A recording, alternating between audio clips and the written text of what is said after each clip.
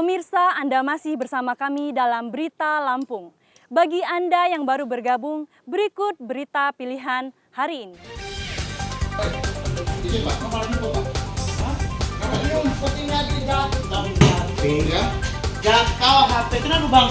Camat Negeri Katon, Kabupaten Pesawaran bersembunyi di bawah meja ruang kerjanya saat mobilnya terpergok warga membawa ribuan alat peraga pasangan calon bupati.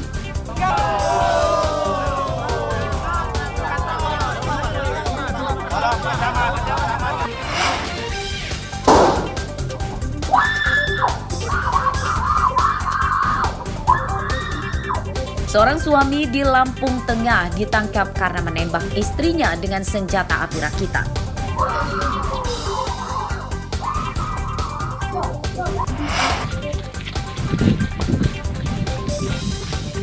Penggerebekan rumah buronan, perampokan terhadap tetangga di Tulang Bawang, 2 orang ditangkap. Duitnya mana? Duitnya mana? Duitnya di mana?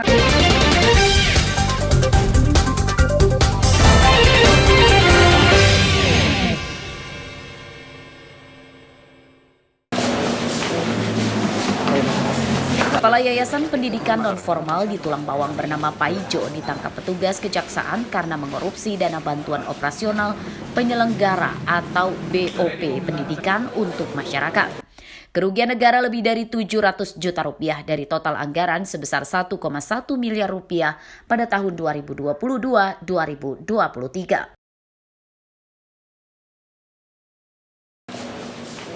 Dana bantuan pendidikan diberikan untuk Pusat Kegiatan Belajar Masyarakat atau PKBM, yakni sekolah non-formal yang didirikan untuk sekolah paket A, B, dan C atau setingkat SD, SMP, dan SMA.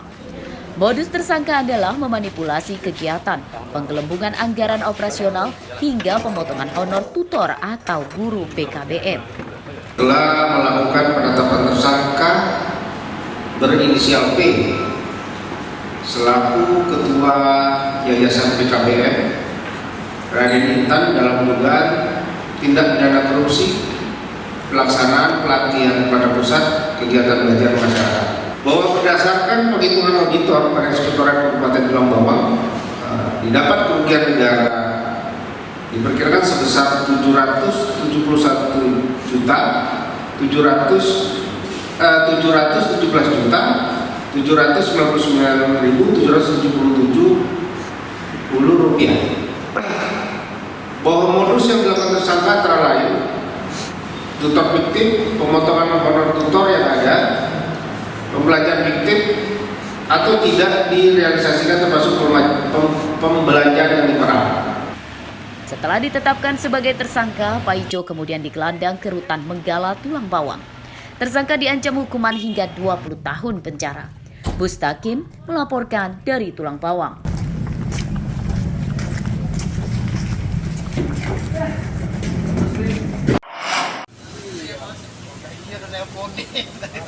Lahan seluas 8.500 meter persegi milik terpidana kasus korupsi pelebaran Jalan Insinyur Sutambi, Lampung Selatan disita Kejaksaan Negeri Bandar Lampung. Terpidana bernama Hengki Widodo alias Engsit sebelumnya divonis 7 tahun penjara karena korupsi 29 miliar lebih. Penyitaan lahan di Kelurahan Pengajaran Pulau Betung Utara, Bandar Lampung disaksikan aparatur kelurahan dan pihak Badan Pertanahan Nasional. Menurut pihak Kejari, penyitaan sudah sesuai keputusan Mahkamah Agung. Ya benar. Kalau pakai tehel itu. Sebelumnya Hengki sudah mencicil kerugian negara sebesar 10 miliar rupiah lebih. Nantinya lahan ini akan dilelang untuk membayar kekurangannya sebesar 11 miliar rupiah lebih. Jadi hari ini kami melaksanakan sita eksekusi terhadap putusan Mahkamah Agung RI nomor 6229 garing Kapitsus 2023 tanggal 23 November 2023 yang telah inkrah dan ini adalah untuk pengembalian terhadap uang pengganti yang wajib dibayarkan oleh terpidana tersebut. Kerugian negara berdasarkan putusan Mahkamah Agung RI itu sebesar 21 miliar rupiah. Yang sudah dibayarkan, Bang? Sudah dibayarkan itu sekitar 10 miliar rupiah. Jadi sisanya masih 11 miliar. Masih sekitar 11 miliar rupiah. Sebelumnya, Komisaris PT Usaha Remaja Mandiri ini divonis korupsi berjamaah bersama 3 terpidana lain. Proyek pembangunan Jalan Insinyur Sutami Simpang Sribawono tahun anggaran 2018-2019 tersebut nilainya mencapai 147,5 miliar rupiah. Arsadi Saputra melaporkan dari Bandar Lampung.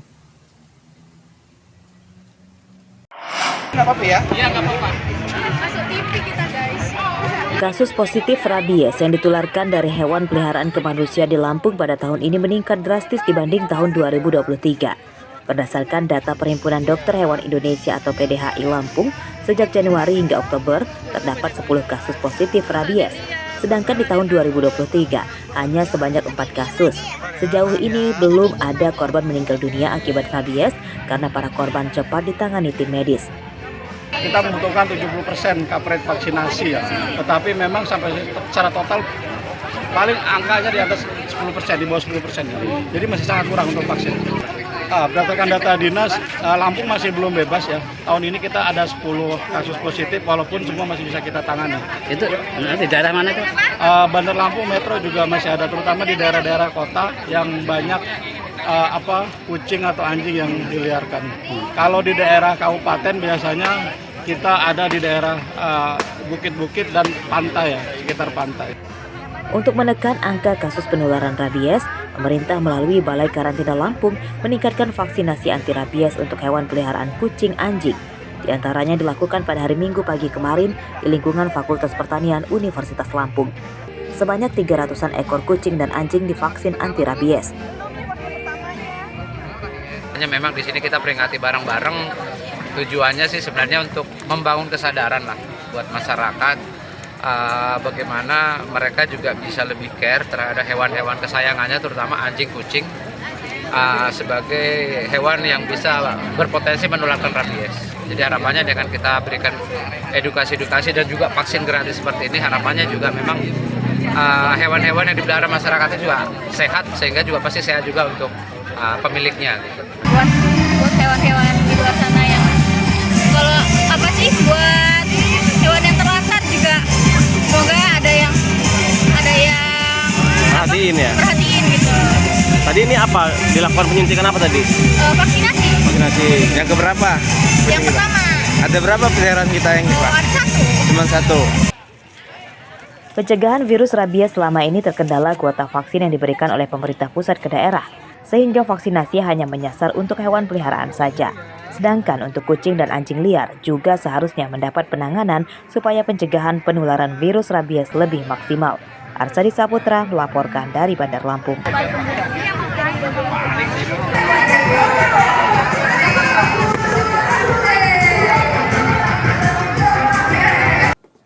Pemirsa, informasi tadi sekaligus menutup perjumpaan kita pada pagi hari ini.